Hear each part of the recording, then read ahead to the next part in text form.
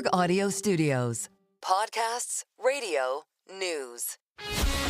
This is Bloomberg Businessweek, insight from the reporters and editors that bring you America's most trusted business magazine. Plus, global business, finance, and tech news. The Bloomberg Businessweek podcast with Carol Massar and Tim Stenovec on Bloomberg Radio. Hi, everyone. Welcome to the Bloomberg Businessweek Weekend Podcast. This past week brought us tariff talk, too hot inflation prints, Fed Chair Jay Powell saying that the U.S. Central Bank is in no rush to lower interest rates as there is still more work to do on inflation, and an AI summit in Paris where Vice President J.D. Vance said artificial intelligence chips need to be made in the United States. That sent higher shares of Intel and Global Foundries. Investors took their cues from that, and really from the comments out of the Oval Office and President Trump and his head of government efficiency, Elon Musk.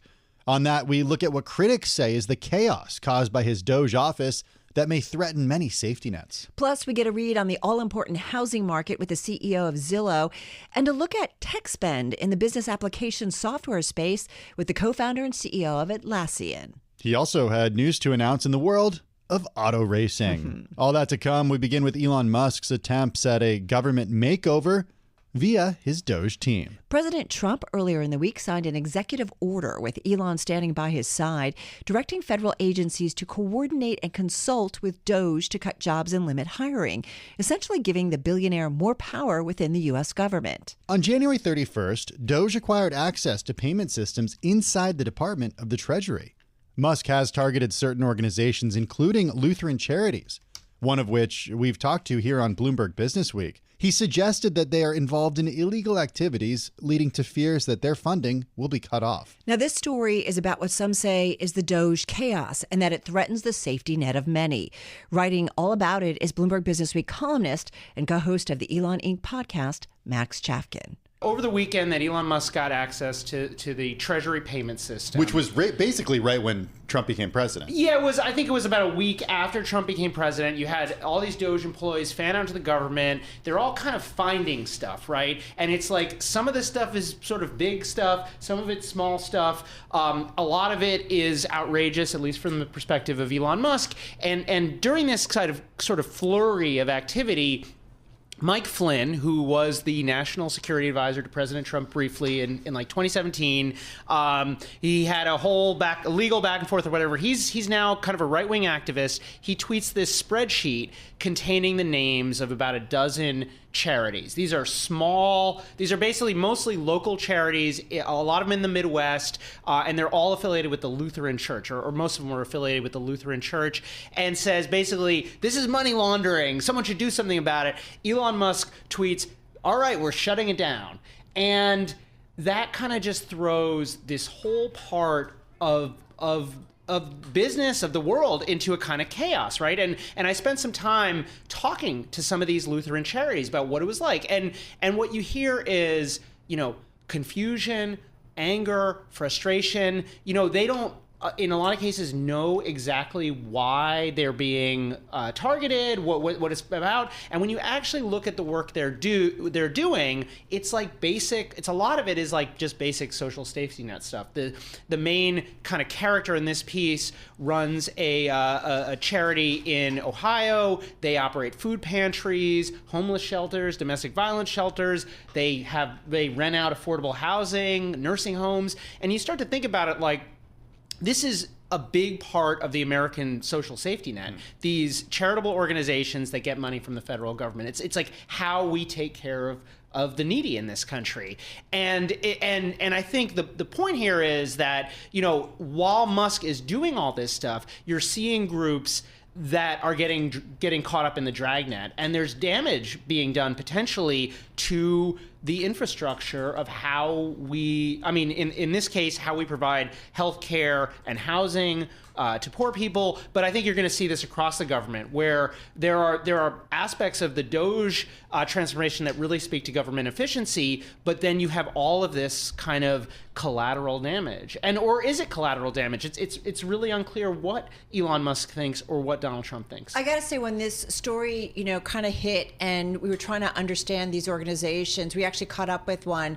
Krishamara Vignaraja, she's president and CEO of Global Refuge, a recipient of funding from USAID. She shared with us what it means not to receive the funding.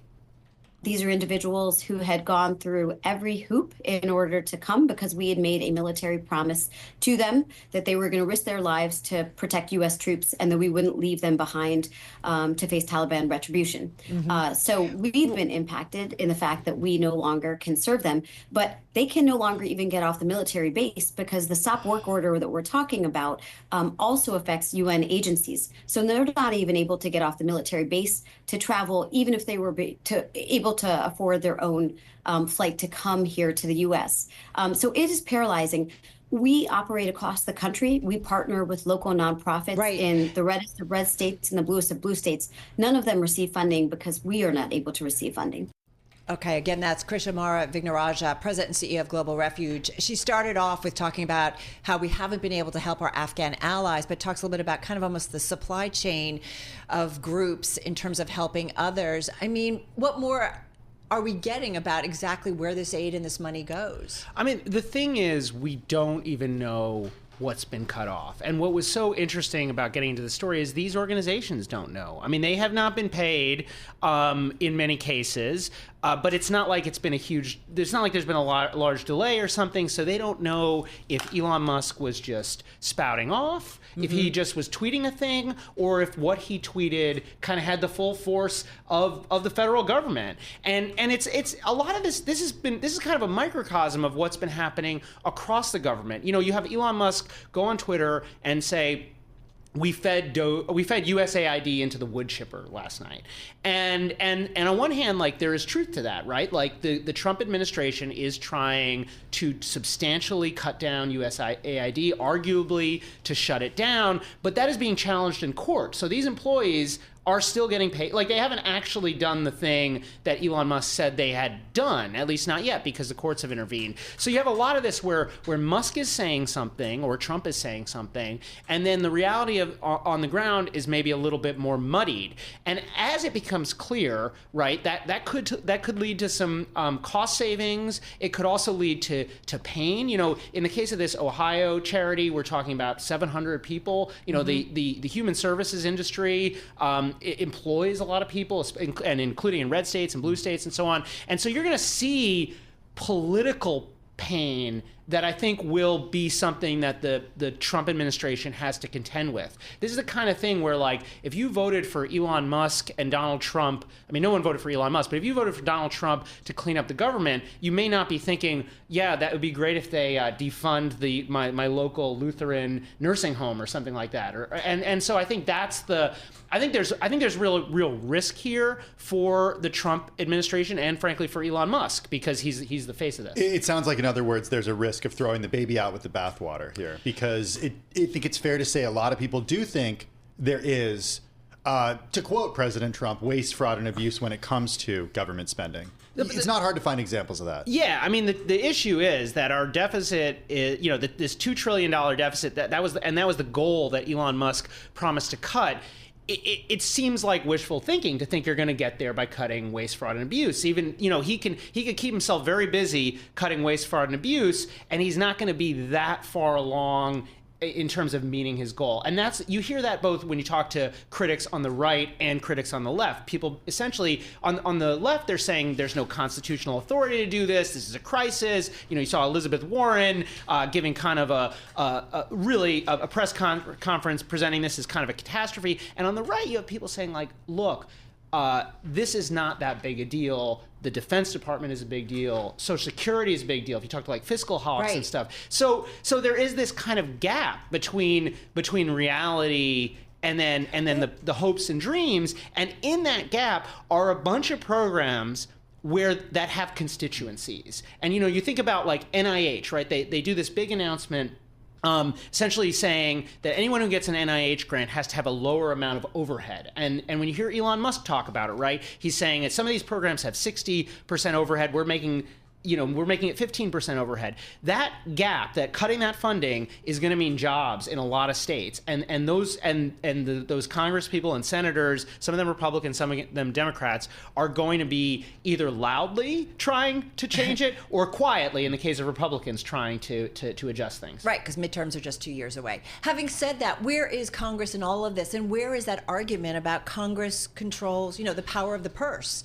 That in terms of when they're spending, it's got the approval of it or the cutback of it somehow has to go through U.S. lawmakers. Well, I mean, Republicans control Congress right now, and they are either being, sort of quietly grumbling or being super supportive. There's no Republican opposition right now. The closest thing you see toward Republicans sort of like feeling uncomfortable would be like, maybe there's a tweet or whatever. Senator Bill Cassidy tweeted about PEPFAR a couple weeks back. This is the AIDS program. Exactly. Saying medications in Africa that Anthony Fauci had a big part in it during the George W. Bush administration. Yeah, and it's a Republican program. It's seen by many as like a pro-life program.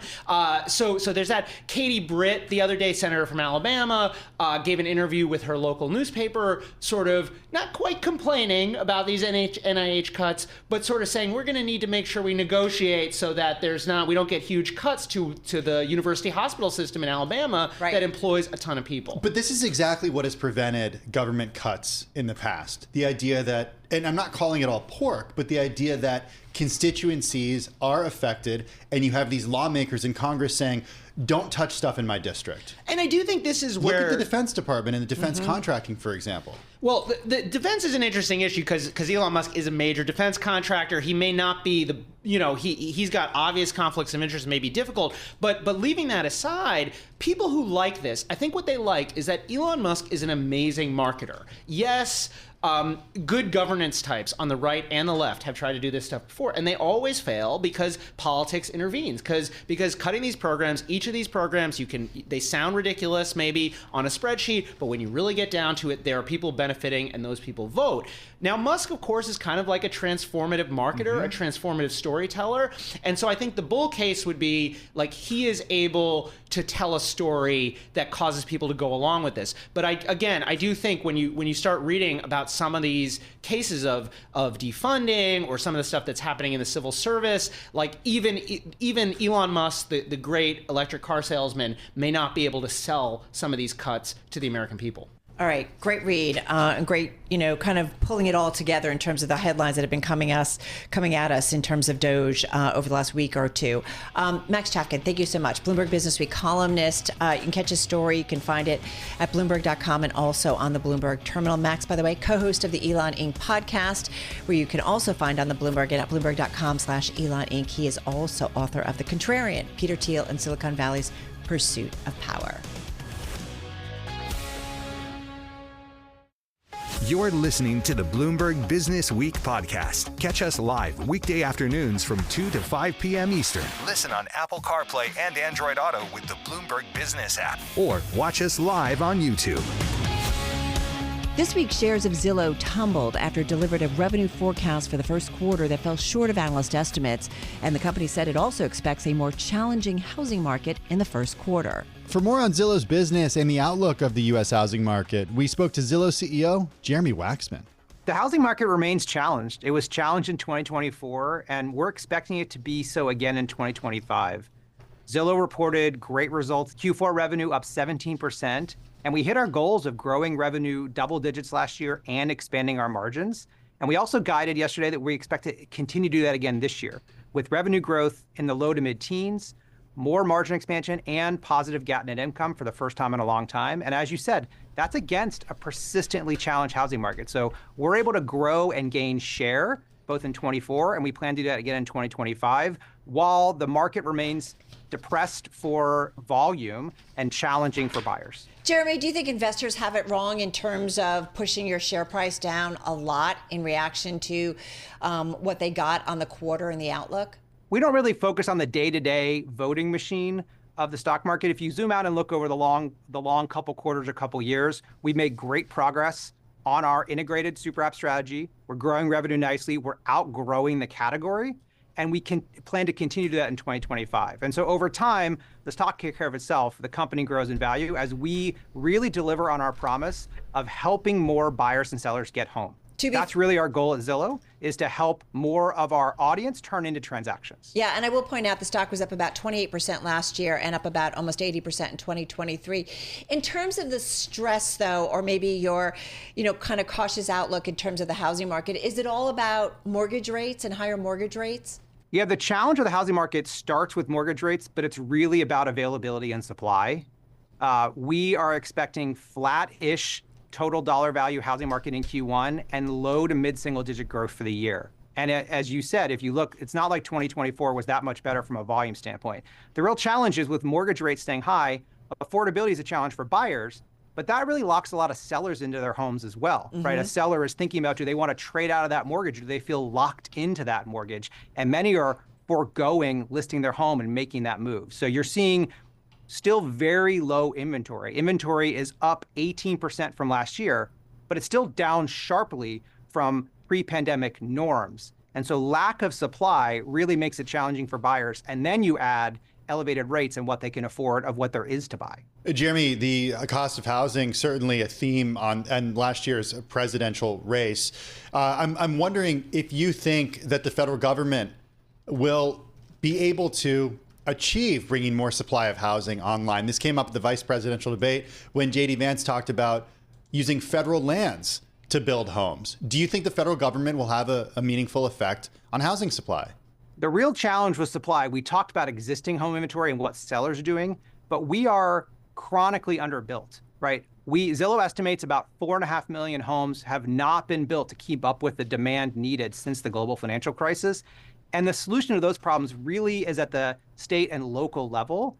You need things like permitting reform and removing red tape in the process to get starts done quickly. You need tax incentives and financing options so that builders can get their projects online more quickly. So the totality of the problem, nearly 5 million homes that we need to catch up on. We're not going to do that overnight, but slow and steady will definitely bring more supply to the market. I do wonder, though, too, Jeremy, how much, though, yep, I get that, the permitting. I mean, these are problems that have plagued certainly the housing market, I feel like, forever in terms of supply. But having said that, how much, too, is there some cautiousness on the part of home builders who everybody still remembers 2008 and the overbuild? So is there also a part of that as some of the components in terms of supply? Well, you're seeing places where it works well, right? I mean, Austin, Texas is one good example that we've highlighted where a lot of multifamily inventory in the rental market has come online, and you've actually seen rent prices come down, even with the population growth in Austin. And so, you have to remember, if you zoom out, there are still the counter forces of for sale and rentals working together. And, when folks can't get it done and find the home to buy, they end up re-renting, and you're seeing, rental inventory grow to satisfy that demand as well. So it is, as you said, it's a local issue, but there are places where it's working well, and there are places where it can work even better. We got a hotter than expected CPI print earlier today, and my question is about how that changes the outlook for rates for the year, and then in turn how that affects your business. Does your outlook for 2025 change if rates don't come down? No, our outlook assumes a pretty lousy housing market. We are expecting flattish housing market in Q1 and low to mid-single digits for the year. And I think we were maybe a little bit more bearish than most heading into the year on how the housing market's going to do. Now, the good news for Zillow is we're outgrowing the category and we're gaining share. We did that in 2024, and we expect to do that again in 2025. And that's in our for sale business, where we're helping more buyers meet their agents. We're helping originate more mortgages. That's also in our rentals business. Our rentals business grew 25% in Q4, and we expect that to accelerate in Q1 as we bring more rental inventory to more renters across Zillow. Hey, one thing I do wonder in our conversation coming off of the hot CPI print, Jeremy, is that maybe we saw certainly the rates market, the U.S. rates market, the Treasury market react and move up today. But now the talk has moved to maybe even the next move. We need to start thinking about the Fed raising rates. If we see the Fed start to raise rates, what does that do, in your view, to the housing market, and how might that impact your business? Long-term, real estate is a growth industry. You see volumes and total value grow. Right now, you're seeing depressed volumes because of all the challenges especially in the financial market with affordability for buyers. But folks are getting it done, and they will get it done. And what we're here at Zillow to do is help them, right? Buyers who need to buy, many of them are starting that conversation with financing rather than just dreaming, right? We now see about as many buyers start with what can I afford and can I even buy right now as they do dreaming, shopping, and going meeting an agent. And so we've brought online tools like Buyability to help them truly understand their personalized payment information. What can they actually afford for themselves given their financial information, so they can have confidence to go get a pre-approval letter, to actually go make an offer and win a house. So it is tough out there. It will remain challenging in 2025, but folks can get it done. We're there to help. And that's exactly what's driving the results you saw from us in Q4 and why we expect to continue to grow and outgrow the category in 2025. Jeremy, you mentioned those buyability tools that you guys have on your platform. What does that show you about? Is it the first-time home buyer that continues to find it really difficult? Is it the trade-up home buyer? What does it tell you about kind of the home buyer and, in essence, the U.S. consumer out there when it comes to buying a house? Yeah, I mean, the demand and desire to buy a home still persists and exists across all demographics. You're seeing folks having to wait longer, save up more to make that down payment. And so it gets tougher, but you see the strong desire to buy a home really persist across all demographics. And we see that in folks who are using Zillow. Again, as I said, one of the things that is interesting to us is how much more financing and total cost of ownership is front and center for a buyer before they even start. 5-10 years ago, everyone wanted to start by shopping, by touring, by virtual touring, by going to open houses. And now it's kind of a balance.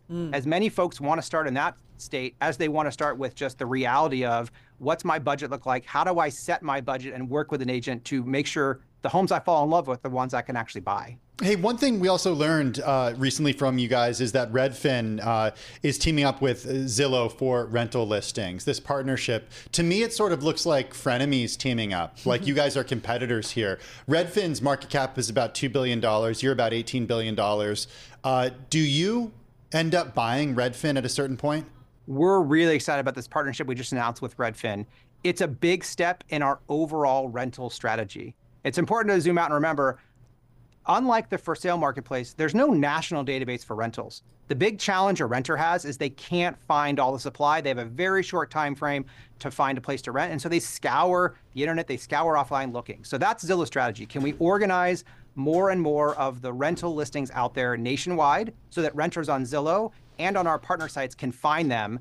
That strategy is working great. That's what's driving having the leading audience and growing audience of renters. And that's bringing more property managers to Zillow and our partner sites to want to advertise to that audience. So this partnership with Redfin to power their rentals business is just the next step in that strategy. Adding on to this great partnership we forged with Realtor.com last year, it allows advertisers to come to Zillow and get advertising in front of Zillow sites, Redfin sites, and Realtor sites to reach an even bigger set of renters. And then renters get more choice, right? They see more inventory, which again, as I started, that's the big problem in rentals is you cannot find all the inventory. And forgive me, that Redfin market cap about $1.1 billion, so shy of $2 billion. I didn't hear a yes or a no in the answer to my question about whether or not you acquire no plans. No plans. We're very excited about the partnership. We've worked with them on some other things before, and we love how culturally aligned they are and just digitizing the transaction in real estate. Well, along those lines, how are real estate companies holding up through this extended housing market trough? I mean, any opportunities for you guys to do some acquisitions as a result, along maybe the lines of, I don't know, partnerships, but maybe even acquisitions? Yeah, the bright side of a challenged real estate market is it really allows the best professionals to gain share, right? When it's rainy and cloudy outside, those that do best sometimes come out ahead. And what's great about that is that aligns so nicely with Zillow's strategy, right? Zillow's strategy is to partner with the best agents and agent teams in the industry. 80% of the agents that we partner with are in that top 20% of producers nationwide. So these are the folks that are operating businesses at scale, training great agent teams to help delight customers. So even when there's less transactions to do, and even when it's a challenging conversation with many buyers and sellers, those folks command great price, hold share, and grow their business. And so in some ways, having a choppier or a depressed housing market can advantage some of the best professionals. Hey, we're asking every CEO we talk to these days a couple of different questions about politics, about AI. Politics is where I want to go and just hear from you about how you view this new Trump administration in terms of changes that you've made at the company as a result, or what it means for you as a business. One of the things Zillow focuses a lot on is AI, and AI as it comes to the real estate industry, right? Both for us as employees, but more so for our customers and our partners, our agents, our loan officers. And we've been investing in and innovating around AI for decades. And so now as generative AI comes to the forefront, we've been really advocating for responsible regulation around AI that encourages and supports innovation so that companies like Zillow can continue to innovate on behalf of the customer. So one thing we're very excited about is the continued progress on the ability to progress with AI. And, AI for us is a feature, it is a tool for our customers, for our employees, but in the real estate industry, it's really about making the professionals more efficient and effective, right? There's so much wasted work, busy work, paperwork, back office work. And when you talk to a great real estate agent or a great loan officer, that's not what they want to be doing. They want to be delighting customers. They want to be winning more business. They want to be getting more transactions done. So we're really excited about the ability to continue to lean in and innovate, not just on our tech platform generally, but on AI specifically, to really bring more of this transaction into your smartphone, make it more delightful and faster for the customer. All right, Jeremy, one last question, and it is also a question we are asking to heads of companies, CEOs, and the like. Anything that could come out of Washington and the new administration that could help or hurt your business? Zillow is really focused on ensuring that real estate stays accessible for the customer. We've outlined our principles for the consumer, which are around transparency, access, and affordability. And any policies that come, we look to help make sure they push forward and ensure that consumers have access to all the information that's out there, have access to great professionals, and have better education on how the real estate industry works. Real estate is one of the largest industries that there is, and it's the single biggest decision that most individuals are going to make. So making sure that people understand how it works, making sure that they have access to hiring the best professionals, that's one of the things we're very focused on at Zillow, and we will continue to be. So you're hopeful that the administration, the policies will be supportive of the housing market? Yeah, we've been around for 20 years and have been fortunate to work with both administrations. And again, as we talked about earlier, one of the real challenges in our industry is so much is done at the state and the local level to make sure that real estate can flow for the benefit of the buyer and seller. Really good point. Jeremy, thank you for all this time. Jeremy Waxman, he's Chief Executive Officer of Zillow, joining us. You're listening to the Bloomberg Business Week podcast. Catch us live weekday afternoons from 2 to 5 p.m. Eastern. Listen on Apple CarPlay and Android Auto with the Bloomberg Business App. Or watch us live on YouTube. Atlassian, it's the more than $80 billion market cap enterprise software company behind Jira, Confluence, Trello, and more. It has more than 300,000 customers all over the world, so it's got a great view on the health of tech spending and businesses, both big and small. The company was co-founded by Mike Cannon-Brookes, who's also CEO. The billionaire invests in renewable energy and efforts to combat climate change. He joined us to talk about his company, current macro issues, yes, tariffs, and some news he had this week in the world of F1 racing. There's no doubt it's a busy world at the moment, isn't it? There's a lot going on. My strategy has been almost ridiculously simple most of the time, which is just to work out what the business needs. And normally the best way you can figure out what we should spend our time on in a given day is to look at your customers and go talk to them. And that doesn't mean it's simple. They are facing lots of different global effects in parts of the world. And so, if we work out how we can help them, that usually is our simplest way to gain some focus in an otherwise highly confusing world when there's a lot going on. To what extent, though, do you have to increase your value to them because their margins get squeezed as the result of tariffs, as the result of a potential trade war? What do you have to do to prove to them that you're worth spending money on? Sure. Look, Atlassian's products are all about collaboration and efficiency for companies, right? We help teams of people. Our mission is to unleash the potential of every team, has been for decades. And our job is to make sure that we explain to customers how our software can do that, then have those customers adopt the software, whether they're running projects, whether they're looking at their strategic plans, whether they're building technology, whatever it is that they're doing, we help them make their technology teams work better with their business teams. And we have always been an incredibly value-conscious offering. You get an incredible amount of value from Atlassian for a very low price. And that helps in tricky economic times, but fundamentally we have to justify with the customers and have them demonstrate to themselves, ideally, the value of our software and how it makes them more efficient and work together. And that's where I think we've kept a pretty clear North Star for a long time, and why we have 300,000 customers and are still growing strongly at the size we are today. Well, those 300,000 customers, all over the world. When you hear updates from your global sales force, are you hearing from them about any particular concern in different regions of the world that could be affected by tariffs, that are seeing weakness for other reasons? What's the read that you have on the globe from your sales force? Look, there's always challenges in different parts of the world. This is not new. I think in any given small slice of time, we see that. We have very global companies, we have very local companies in that 300,000. Our customer base has always spanned small businesses through to very, very large businesses, some of the largest companies in the world. In fact, we have like 85% of the Fortune 500 as customers. You have a lot of issues going on for a lot of different companies. Our job is to make those companies more efficient. They still have to deal with those issues. They have to run projects and collaborate and communicate with each other. We help them do that. We always have. And so whatever issues they're dealing with, whether it's an issue of growth, whether it's an issue with a tariff or a challenge, Atlassian's trying to help their teams deal with that issue more efficiently. If we can't demonstrate that value, we're not going to be around. So again, just sticking to that as a North Star has been a very simple principle for a long time, guys. So, Mike, no, you're not seeing any signs of any kind of slowdown or pullback by some of your customers as they kind of wait for the dust to settle. I mean, we certainly feel like we're in it, as we have kicked off a new administration here, and every day are dissecting different headlines that come out of the White House. But, there's geopolitical turbulence, as you well know, around the world.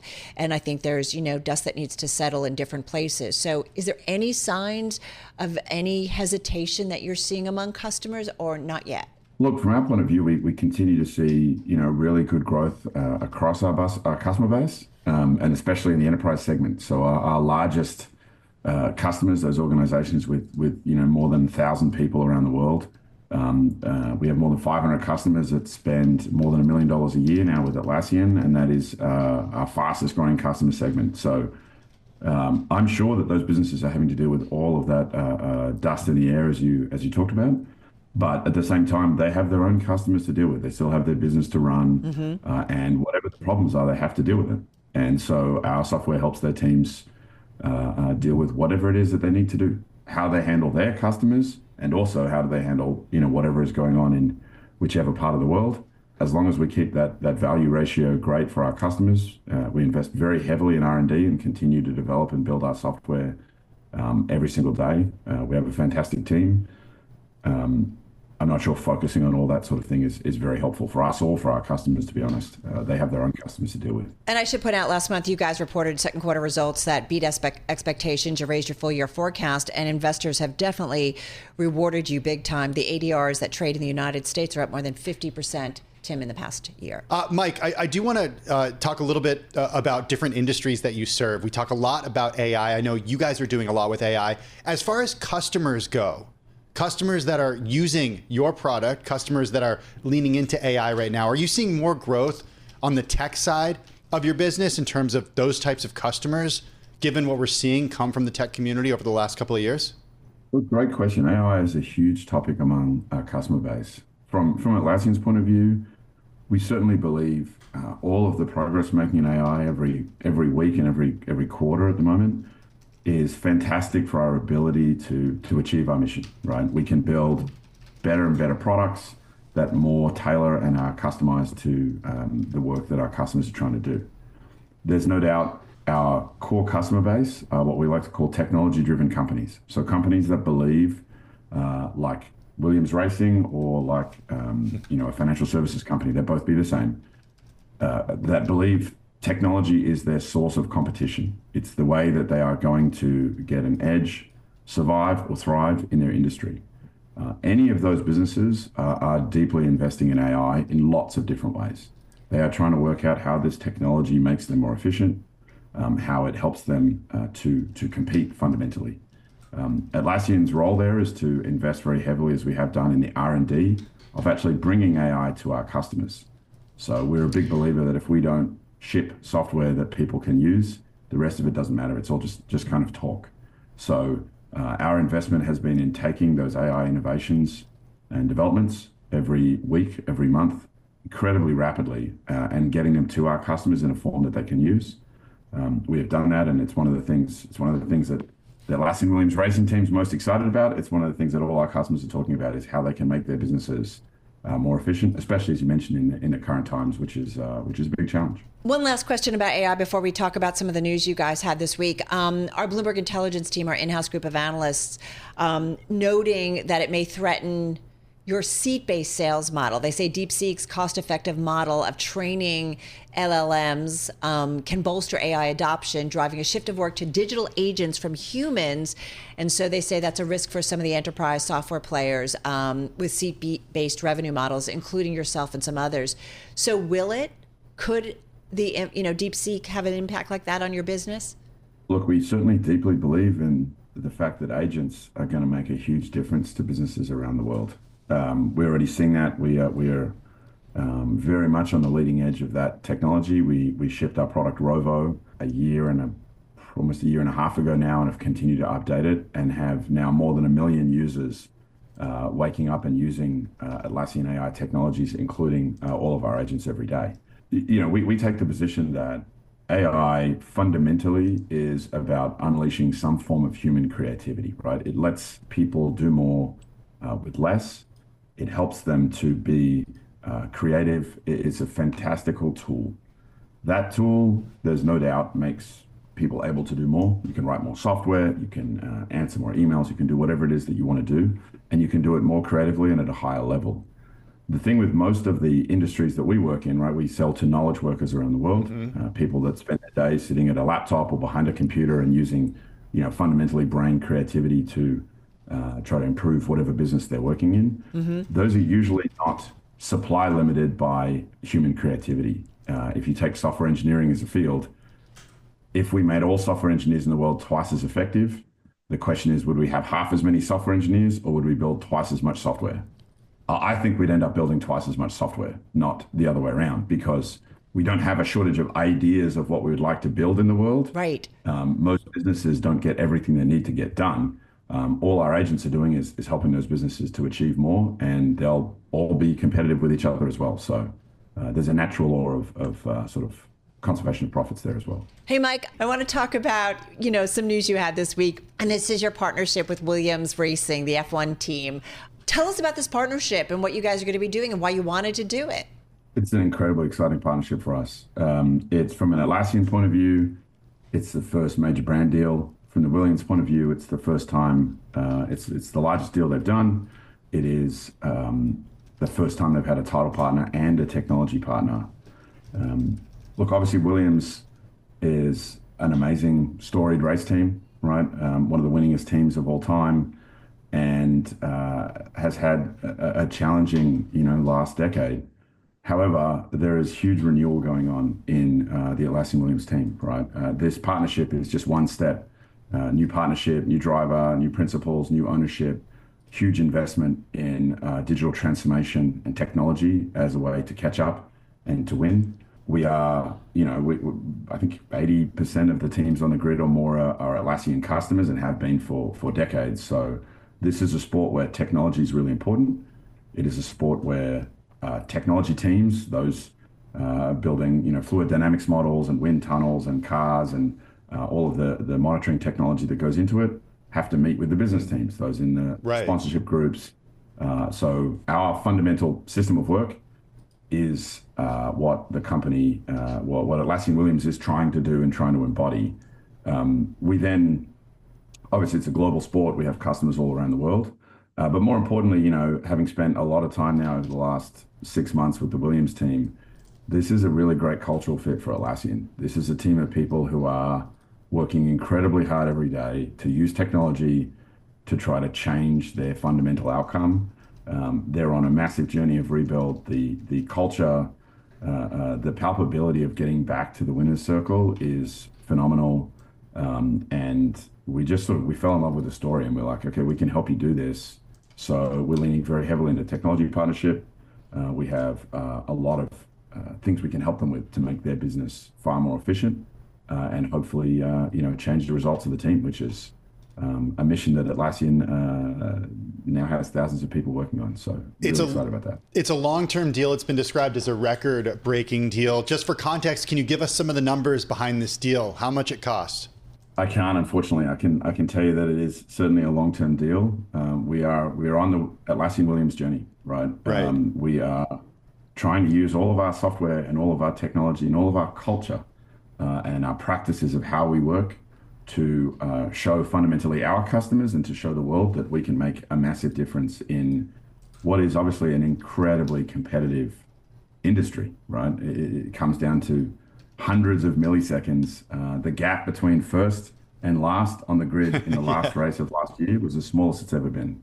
Okay, so we don't have the details on the exact figures, but how do you justify ROI on this, given that it's such a big deal? And, it's kind of hard to measure how many people will become Atlassian customers as a result of this title sponsorship. Look, we always have been an incredibly metric-focused organization. As a large bootstrapped company, you don't get that way without counting numbers very, very carefully. Look, we have a number of success metrics here. Firstly, always from a brand point of view, Formula One is a very fast-growing and global sport. And we have, as I mentioned, customers in almost every country on the planet. So we need to continue to have our brand and our presence and our story told in a larger and larger way around the world. But that's obviously worth a lot of money to us. Secondly, as an enterprise opportunity, the Formula One is, it's like a mobile executive briefing center, right? It takes its business. This is a fantastical customer of Atlassian that we can take to 24 cities around the world. Right. And in those 24 cities, we can bring our biggest customers to show them how Williams works, what we are doing to help the team. And this is incredibly powerful in the enterprise to be able to show real world examples right. Of what we can do to help a customer. Mike, just real quick, one last question. The Formula One, the FW47 car that's going to have your branding, I guess it gets unveiled, I don't know, really soon. Are you going to be able to take it around the track? Have you been told that you could, or? Look, my driving skills might need a little bit of work for that one. I've certainly sat in the car, and let me tell you, that is a challenging job. That is it's not as comfortable as my daily driver, that's for sure. It does get unveiled on Tuesday, and we're certainly really exciting. We've done some really innovative, actually, I think, for Formula One design work between the Atlassian design team and the Williams design team. So super excited to show the world the car on Tuesday, and super excited to show how we're trying to bring our collaboration and teamwork practices, right into that car, in fact, and into the garage and to all the mechanics and all the strategists that work on the race as well. So we're not just a digital company. You'll see on Tuesday. Don't totally need AI for that, right? You just need a really cool car. Just gonna say. Need a lot of things to compete in this sport. So we're on the journey. We're learning a lot, and we're putting our shoulder behind it. Carol, I do feel like if you sign the check, you can drive the car. Yeah, I'm just gonna say, Mike, you do get some leverage with all of this. I'm just gonna, and the company name's gonna be on the car, so you should be able to take it out for a spin. Look, I would also say it might not be a good idea for the Williams team or the Atlassian team. I'm not sure that my risk team would think that's a great idea for me to be driving at 300 or more k's an hour around the track. I hear you. Not qualified to drive. Listen, thank you so much. We know it's later where you are, but we so appreciate you joining us on this Thursday. Really, really appreciate it. And good luck with that partnership.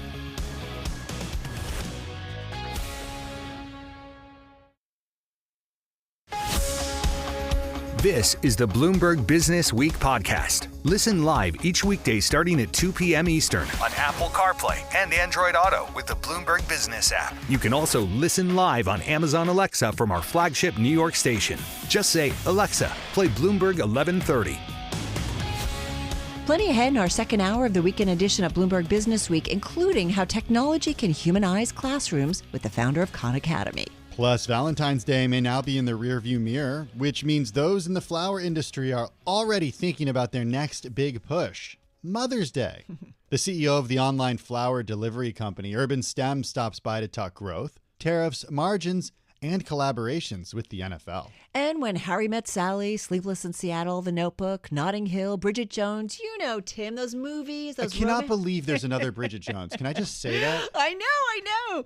Well, I got to tell you, the romance movie apparently is getting a bit of a makeover, and it might go in a direction you probably weren't expecting.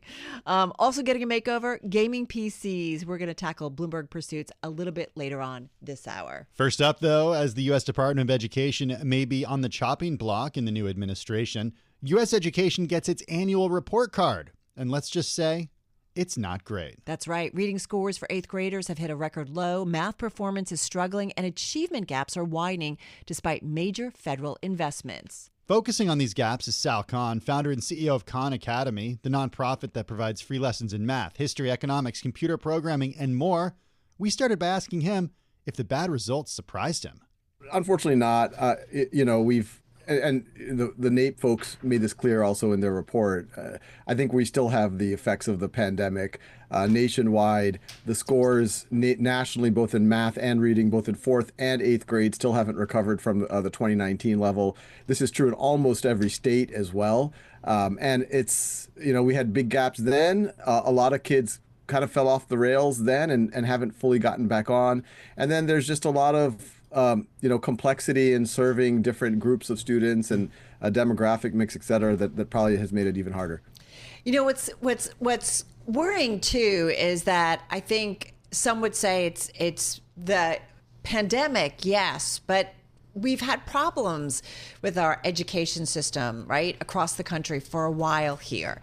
And it feels like the gaps are widening. I mean, I want to ask you, I am curious, Sal, because you've been in this world for a long time. I mean, what's happening with American education?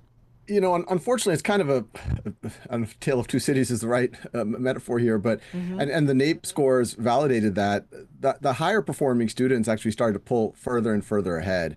And a lot of times when you look at some of these PISA rankings, when we compare ourselves to other countries, et cetera, if you were to separate some of the higher performing, wealthier schools in the suburbs, et cetera, they actually can compete with anyone in the world, actually do better than anyone in the world. But I think you have other large chunks of America where they're really, really lagging, and these NAEP scores only validate it. You had a third of 8th graders didn't even have basic reading comprehension. I just visited a school yesterday out here in Northern California, and I met two English language learners who, not only are they, obviously can't speak English, but they haven't gone to school before. They haven't read before, or they can't read at all, even in their native language. So I think those types of difficulties are some of what you're seeing here on top of the pandemic. And unfortunately, I don't think just doing more of the same is actually the solution here. This is something that we've always talked about at Khan Academy: is how do we personalize education more? When I saw that teacher, that same teacher that had these two students who couldn't read, who were 5th graders, also had some students who were ready for 9th grade math. So they had a huge spread in that same classroom, and you can't just do one thing for all of those 30 students. And that's where we think technology can help that teacher address the needs of each individual student. The president has cited how the U.S. lags behind other Western nations despite federal spending on students. And, he is looking to potentially dismantle the Department of Education. Do you think that would be helpful? We'll need to see how it all evolves. A lot of folks have been asking me this, even in our own team. We work obviously with a lot of school districts. The Department of Education does a lot of things, but they aren't a major funder of schools, depending on what year you look at and what schools. Anywhere between 3 and 10% of funding in a given year comes from the Federal Department of Education. And it tends to be tied to certain programs. So some of those might suffer. Some of those are there by law. One of our board members is a former Undersecretary of Education, and he was explaining to me a day before yesterday at our board meeting, that there are certain things in there that are just part of law that even if the Department of Education were dismantled, someone else would have to take it over, the Department of, the Treasury Department or Health and Human Services, et cetera. So it's too early to tell exactly what the implications are, but most of education spending and policy actually does happen at the state and local level. Yeah, so this is where you think about like state taxes, right, or city taxes and so on and so forth, that really are the determining factor. How can AI help with all of this? This is something you guys are certainly in the middle of, and improve the gaps that we see within education across the United States. Yeah, this is something that we're definitely leaning into, and it's very easy to get enamored with technology, but I remind everyone this isn't about the technology, it's about the core problem you're trying to solve. And the problem we're trying to solve is the one we started talking about, is you have a teacher in a classroom. Before the pandemic, your average teacher had 3 grade levels in the same classroom. They're all 5th graders, but some are operating at a 2nd or 3rd grade level. Some of them are ready to operate at a 6th or 7th grade level. It's gotten worse since the pandemic, as we just talked about. So if you're a teacher, how do you address all of those needs? How do you make sure some of the kids aren't bored and some of the kids aren't lost? And so the opportunity is, well, what if you could personalize? World-class education has always looked like one-to-one. I always point out Alexander the Great had Aristotle as his personal tutor. We couldn't afford to give every student that. But what Khan Academy has been trying to do over the last 15, 20 years is, well, maybe we could approximate elements of that with on-demand video, with software. And now generative AI, I write a lot about it in my book, Brave New Words. We think generative AI, it's not going to do everything. It's not a silver bullet. But over time, it's going to get better and better at being able to provide even more personalized support, not just for students, but also for teachers with things like lesson plans and grading papers and writing progress reports. Sal, we had you on back in May when Brave New Words came out, how AI will revolutionize education and why that's a good thing. I spoke to someone yesterday who talked about the pace of development when it comes to AI is just unbelievable. Like he says, the world changes every few months as a result of this technology. How much has it changed since you wrote the book? Yeah, it was actually one of my fears when I was writing the book. I read a book about AI, will it be outdated the day it comes out? Luckily, I still think it's pretty, I tried to make it pretty general. And even a year ago when I was finishing up the writing, it was pretty clear how fast this was moving. So I tried to make it a little bit more evergreen. But yeah, it's been mind-blowingly fast.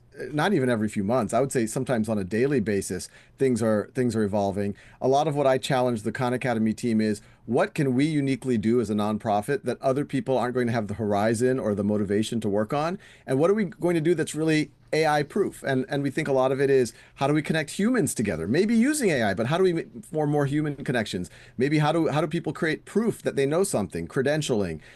Once again, how do you make sure it's pedagogically sound as opposed to just throwing an AI in front of people? But yes, it is definitely something my head spins on almost on a daily basis. But everyone feels that way. It's funny.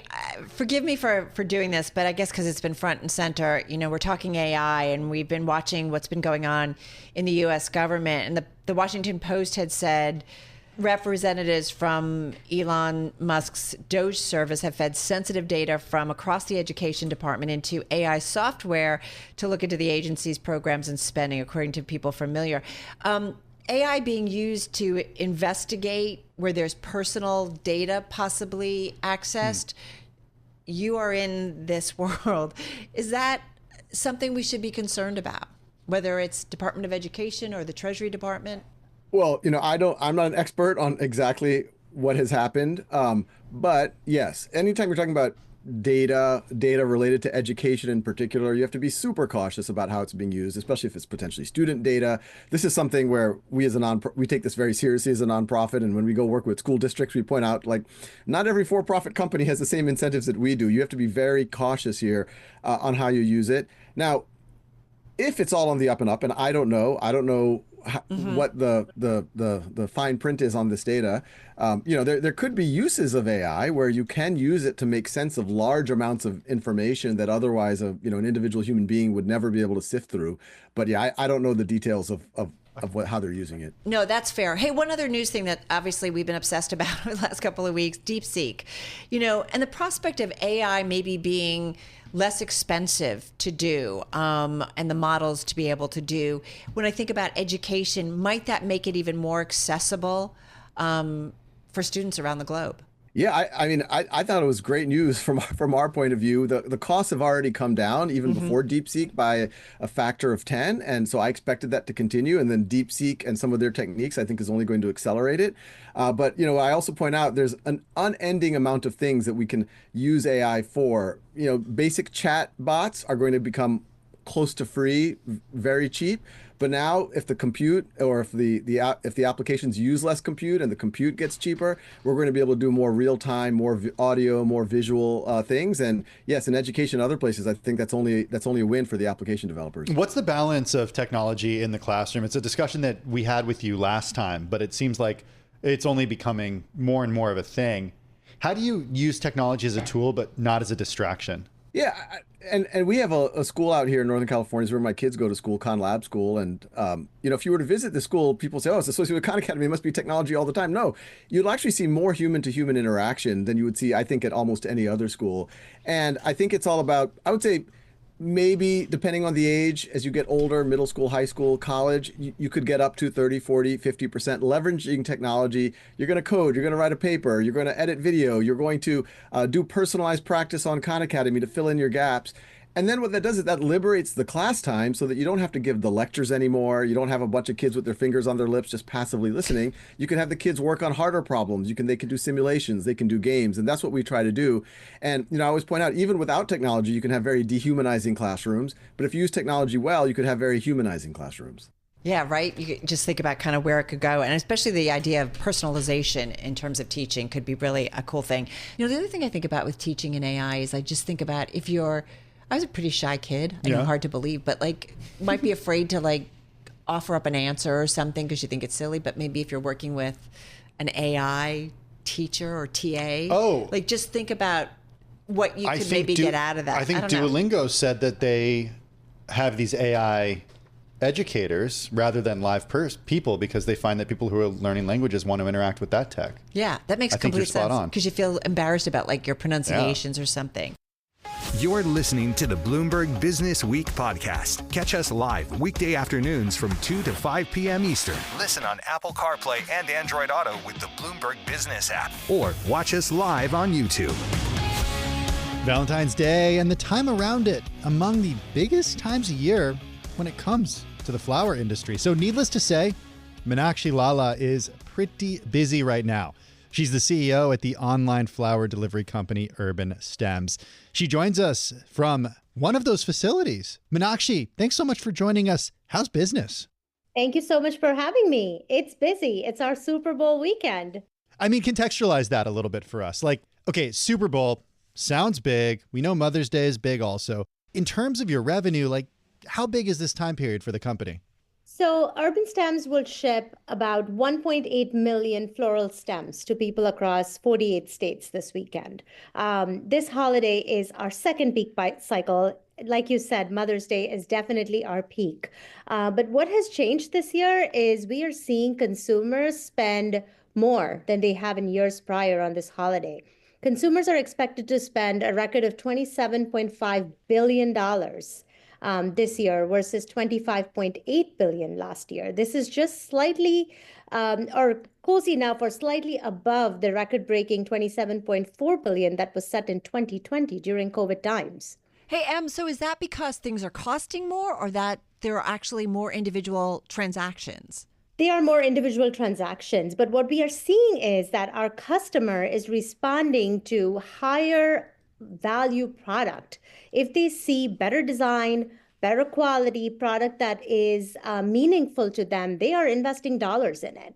Remind us where you play in the ecosystem of flowers, because the cost really runs the gamut. I mean, you can spend as much as you want to spend to get a bouquet of flowers delivered to somebody. Where's Urban Stems' sweet spot? So Urban Stems takes a lot of pride in saying that we play in the higher average order value, in the higher AOV game, and our average basket size is $125, which is pretty high for flowers.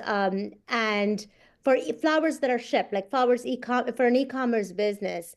And also to your point earlier, yes, the cost of product has gone up.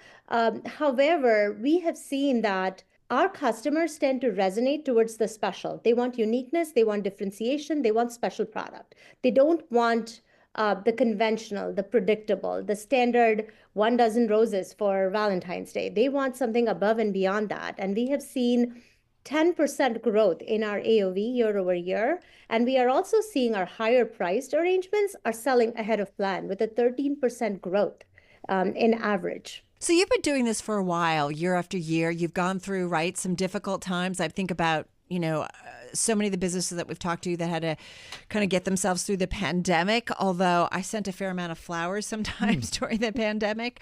And just, give us an idea of how this business cycle is feeling versus what we've seen maybe over the last few years, which has, included some regular cycles and some very unusual cycles. Yeah, there was definitely a post-pandemic adjustment in this business, but our customers are opting in for more premier gift options, and they continue to be really focused on uniqueness and value. When we, talk about people celebrating, whether it's Valentine's Day, it's birthdays or anniversaries, they are coming to us for unique product offerings and our partnership strategy. If we give them reasons to buy, they are coming to us, and price does not seem to be a barrier. And hence, the metric I quoted earlier, a 10% AOV growth year over year for a business like ours that plays in the premium space is quite extraordinary. We got to talk about what's happening in Washington right now and the idea of tariffs, because we know that so many flowers that come to the United States that's sort of in the definition. They come from around the world, these flowers. Where do you get your flowers? So we get our flowers from 8 countries around the world, but a large percentage comes from Colombia and Ecuador and Europe. So you must have been breathing a huge sigh of relief when Colombia and the United States decided not to impose tariffs and retaliatory tariffs on one another just a few weeks ago. That's right. That was a close call, and that could have had massive ripple effects on the industry, not just for floral businesses like ours, but also for consumers, wholesalers, logistics partners, and even local florists. The floral industry is a $3.8 billion market within the United States. There are tons of jobs tied to this industry, and 80% of U.S. flower imports come from Colombia. A tariff so close to a peak cycle would have drastically increased costs across the entire floral supply chain. Well, it could have been a 25% tariff on goods from Colombia. We don't know all the details, of course. We're speaking kind of hypothetically at this point because it played out and was resolved before it actually happened. But what would that mean for your margins, and what would it mean for your prices? Can you give us some numbers about how that would increase prices for you? Yeah, even a temporary tariff, to your point, we don't have the specifics. 25% was a number that was, in being discussed. But even a temporary tariff increase could have increased our prices overnight.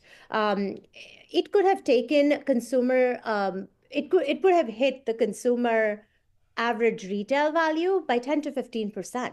And that's a huge swing during the peak cycles, like Valentine's Day or Mother's Day. Supply chain costs are very high during peak seasonality. We work with perishable product. So we are dealing with scale, 10x, 15x, 20x scale during these holidays. So in an environment when your supply chain costs are high because you're catching time, you're matching speed, you're building scale in the same time frame, additional tariffs would have really impacted the end consumer. M2, when you think about the flower industry, your industry, it's not like it's so easy to just flip a switch, right? And get U.S. farmers to all of a sudden be growing what you need. It's not how it works. It wouldn't be easy. There's not necessarily the ability maybe to even do that. No, it's not. Our projections, it is very difficult for consumers to appreciate what they have in front of them and what the cycle of that looks like. The flowers that are sitting in your homes on your coffee table or your dining table, the planning and forecasting cycle for those florals is a year ahead. So we forecast Valentine's Day or Mother's Day or Easter or holiday volumes a year ahead. So our farms know what to plant and what to offer businesses out there.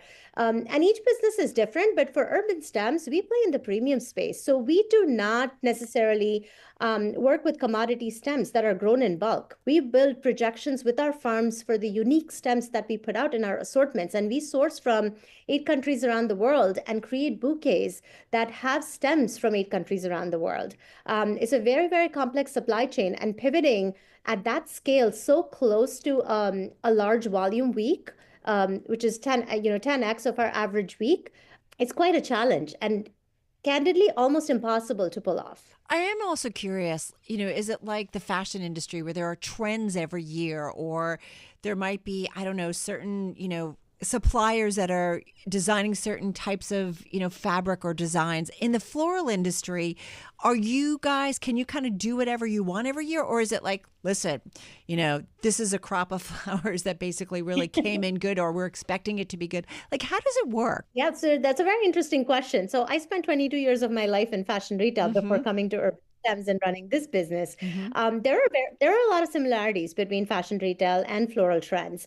When we look at trends beyond Valentine's Day into Mother's Day into the spring-summer cycle of this year, we're seeing customers lean into a lot of color, more brighter colors, and more whimsical florals. We have also seen shorter arrangements, centerpiece style arrangements. That category has exploded as home entertaining trends continue to rise in popularity. Our customers are asking for the unexpected, and a lot of our design process does take, a nod from the fashion trends, the color palettes, the color of the years, the messaging around, big trends happening in the business. We do work very closely with those forecasts and with those trend predictions to build our collection. What makes this business, what's a blessing and a curse for us is the perishability aspect of the product. So weather plays a huge factor. So we can plan ahead, we can design the product, but if there's too much rain in Ecuador, or if there's too much rain in Holland, like they have been experiencing this year, the productivity changes. And in weeks of production, we have to pivot. We have to alter our designs, pivot, and strategize on ensuring that we're still bringing that uniqueness and that premium flavor to our customers. Meenakshi, forgive me, because I know that nobody wants to hear about competitors when they're in an interview, but forgive us. I can't believe you're doing that. I'm doing it. We spoke recently to Christina Stembel over at Farm Girl Flowers, and she was pretty candid with us about the margin pressure that the company that the industry experiences, despite the fact that you could spend over $100 on a bouquet. The margins are really tough to make work between the cost of the product, the labor, and then of course the shipping. How are your margins? Look, Christina has a great business and we love a healthy competition, and she's definitely one of the best in the business. But I believe our margins have grown stronger over the years. We have driven high amount of efficiency in our operations and supply chain planning, but also, our unique differentiators. We bring chic, stylish arrangements designed in New York by our in-house floral designers. We design with unique florals and botanicals from around the world. You will not find that anywhere else. They're hand-selected from the farms around the world. And the designs are created in partnership with our farms. And we stand by what we ship and what we design. And when we put out on our site, you will get what you see on urbanstems.com. It's a very transparent, trusted farm-to-door delivery with next-day service, with same-day service. The product is, handled. We have our eyes on it end-to-end, and our differentiator is really important for our customer. They value that white glove service, and hence, the AOV increases. We hear our competitors on the margin pressure, but we believe our differentiator is what stands out to our customer, and they continue to work with, they continue to come to us for that higher AOV product. Hey, Em, just to wrap up here, so as people are enjoying their Valentine's Day bouquets throughout the weekend, is it mostly going to be roses? Like, should we assume it's roses, or is it a lot of other stuff?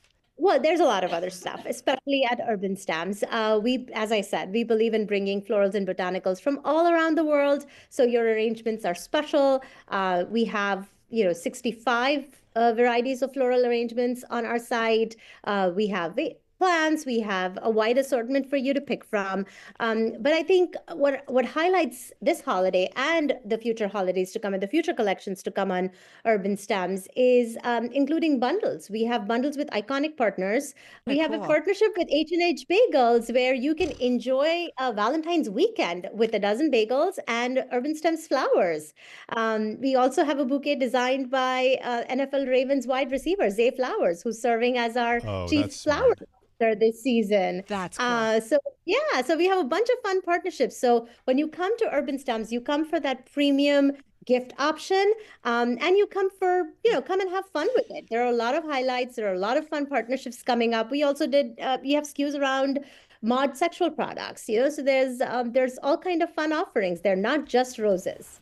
Meenakshi Lala, CEO of the online flower delivery company Urban Stems. Still ahead on Bloomberg Businessweek, putting the horror in romance movies, an iconic Swiss watchmaker's latest mega creation, customized gaming PCs, and the all-inclusive getting an upgrade. Bloomberg Pursuits is up next. This is Bloomberg.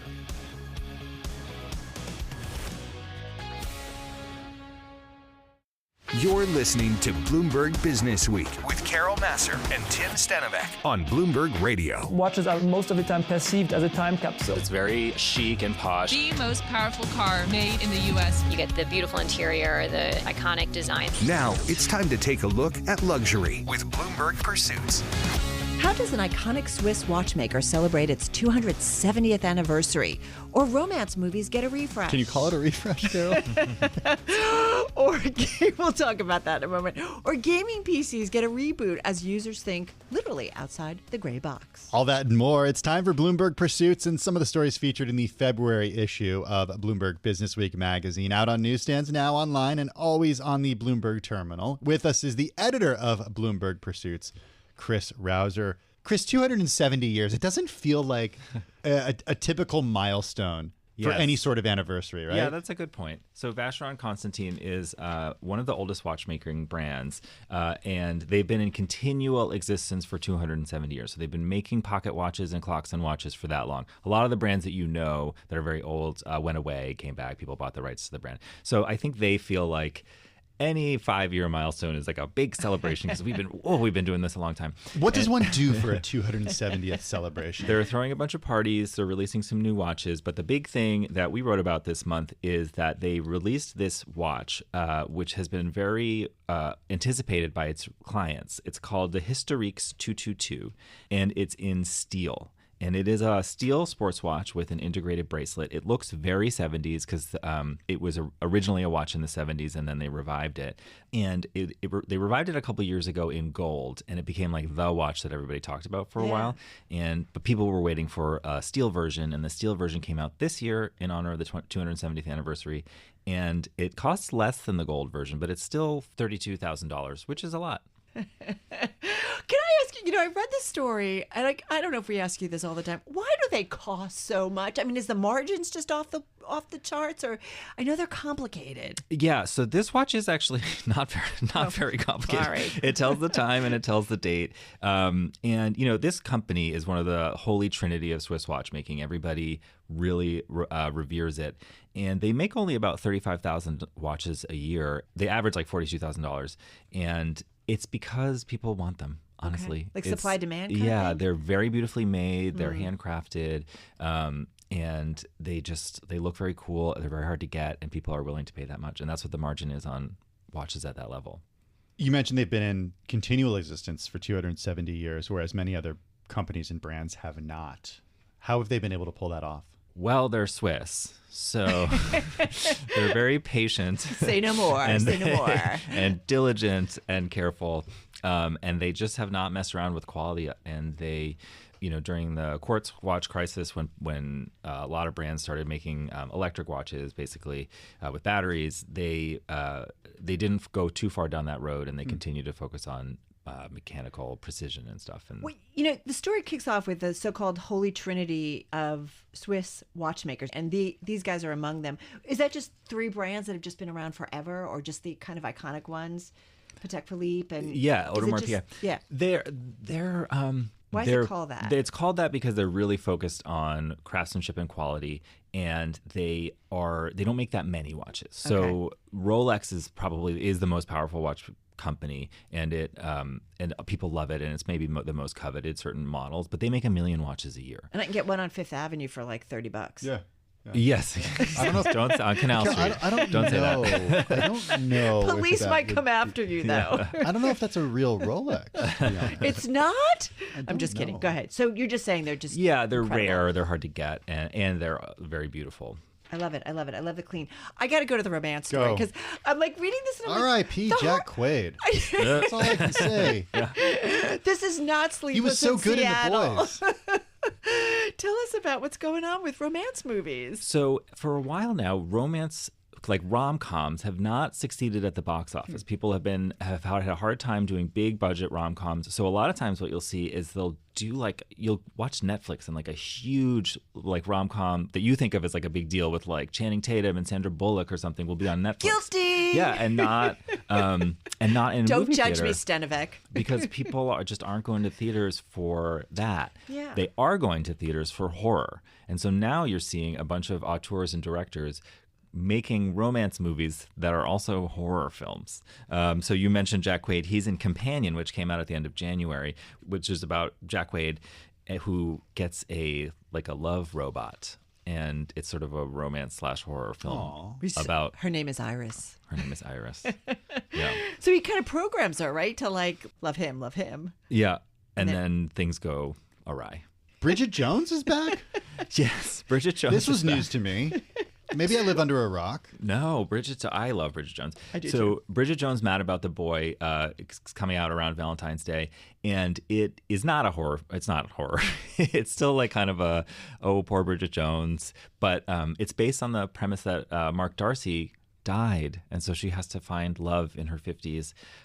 Poor Colin Firth. And finding love in your 50s, nothing's more horrifying than that. But it sad but true, kids. It's on streaming. That movie was a huge movie Yeah. in theaters when it originally came out, the first one. I think and I now saw it in the theaters, it's yeah. just direct to streaming. There's a great quote in here. I guess is it by the guy who did? I don't know. He does. I know which one you're going to say. It says, I was just like, I want to see a movie where Meg Ryan gets decapitated, says Hard Eyes co-writer Christopher Landon. Mm-hmm. I mean, I get it. It's just a changing thing, but who knew that? I mean, we talk about, right, the rise of horror. We've talked about that. I feel like our screen time team have talked Because a lot it's about very it. creative. It's a very, very creative field now. And even Honora, which everybody really likes from last year, Yeah.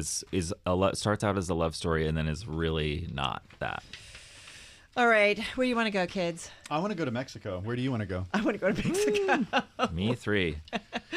So there's this thing I like about what's written about in Pursuits this edition, Chris, where it's the idea that you have this all-inclusive resort and you're not surrounded by students from business school I who thought are you were going there. to say children. Well, that's true. They are children in a certain extent. Little people. They're there for the all-you-can-eat, all-you-can-drink, stay up all night partying and getting wasted. Yeah, so Marriott and a bunch of other hotel companies are really prioritizing all-inclusive resorts over the next few years, and not what you think of as like spring break places. Like I went to the Dominican Republic for spring break and stayed at an all-you-can-eat and drink resort, and it was a problem. You recently did this? No, the first spring break when I was in college. Okay, all right. Oh, come on. You can tell and you the wore a truth. bracelet, and it was all-you-can-eat buffets, and you were always kind of like ill. I don't want to hear about this. Sounds like a rite of passage. But it's actually the vibe of an all-inclusive resort can be nice because you're not signing, very expensive bills all the time. You're just going in and out. And so Marriott thinks they can create a line of hotels where it's adults only, so there's no children, and it's not buffets, it's meals for lunch and dinner at fancy restaurants, and you're just not paying bills all the time. You're just walking around as if it's like your house, but your house is like this big, beautiful resort. And so we sent Lily on our team to go to Almare, which is on Isla Mujeres in Mexico, and she checked it out, and it was like mostly people in their 40s. It was not a party scene. You could hear the parties at the neighboring resorts. I love that. But this one, like, you couldn't get a drink at the bar after 10 p.m., and it was very much wake up in the morning, go to the beach, go to the pool, Workshops, do right? workshops. But she did write that some of the things that she did, the excursions that sound great, were kind of sparsely attended. Yeah, so they're trying to also add this layer, which a lot of hotels are doing now, which is to connect you with the community around the resort. So more conscious travel, right? So money goes back into more people and businesses that live around resorts, and also you just become aware of a space and you have a better experience of that space and community. And so she went to like a ceramics class, and she went to some other, like a hiking run kind of thing. And she thought, I'll meet like other people at the resort. And people, turns out, want to hang out by the pool.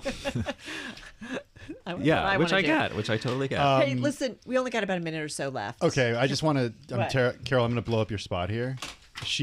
Carol's like looking at these gaming PCs, and That's she's 'cause like, I'm such a yesterday, gamer. she's like, what is this? I was like, what are these things? I said they're beautiful. We have a story by Cecilia by Cecilia D'Anastasio on the tech team, which is about gaming PCs, which are computers, like a computer that you would have in your house, that people use to play video games. So it's not a console like an Xbox that you play specifically for games. It's a computer that you use for games. And people have taken these old gray boxes like that you used to get from HP and really kitted them out with like additional processing power and visually beautiful stuff. So, like pink cords, fans that are neon lights, and they have glass sides like it's an old Ferrari where you can see the engine through the glass roof.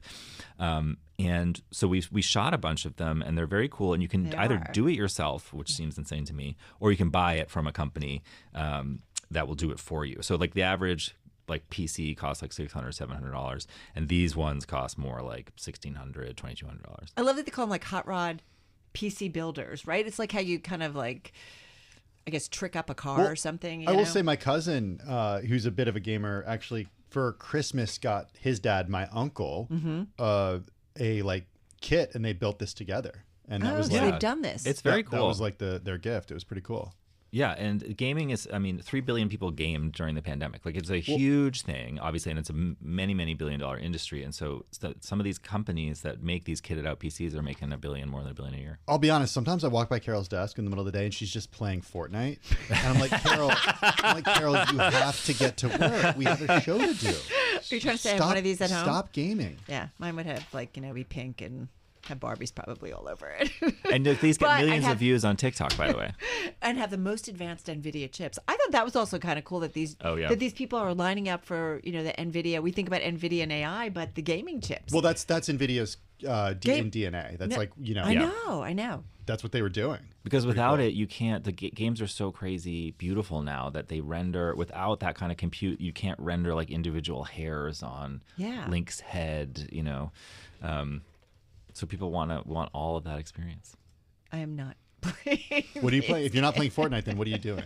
World of Warcraft. Oh, World of Warcraft. That's what it is. But unlike Elon Musk, who allegedly had someone else play for him, Carol's getting the high scores herself. Yeah, I know. I didn't know that either. You're just full of lots of information. Okay, we're a little wacky on this edition of Bloomberg Pursuits. Good stuff as always. Chris, thank you so much. We really appreciate it. That is the editor of Bloomberg Pursuits, Chris Rouser. And that wraps up the weekend edition of Bloomberg Businessweek from Bloomberg Radio. Thank you so much for joining us. This is the Bloomberg Business Week podcast, available on Apple, Spotify, and anywhere else you get your podcasts. Listen live weekday afternoons from 2 to 5 p.m. Eastern on Bloomberg.com, the iHeartRadio app, TuneIn, and the Bloomberg Business App.